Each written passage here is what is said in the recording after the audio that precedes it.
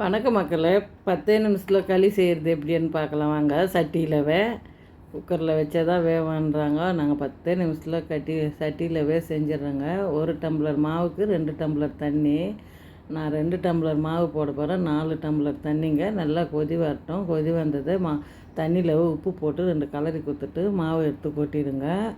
கொட்டிட்டு சிம்மில் வச்சு நல்லா கலருங்க. அந்த கரண்டி கீழ் பகுதியில் வச்சு கலருங்க. கரண்டியில் கலர்னா மாவு செட் ஆகாதுங்க. இது மாதிரி கலரி கொடுத்துன்னே இருங்க. இது மாதிரி தண்ணி தொட்டு கையில் எடுத்து இது மாதிரி உண்டை பண்ணி பாருங்கள். நல்லா வெந்துடும். 10 நிமிஷம்தாங்க களி செய்கிறது. சூப்பராக களி குழம்புங்க. களி ரெடி ஆயிடுச்சு. டேஸ்ட்டாக இருந்ததுங்க களி. இப்படி ஒரு வாட்டி செஞ்சு சாப்பிட்டு பாருங்கள். பிடிச்சிருந்தால் லைக் பண்ணுங்கள், ஷேர் பண்ணுங்கள், கமெண்ட் பண்ணுங்கள், சப்ஸ்கிரைப் பண்ணுங்கள்.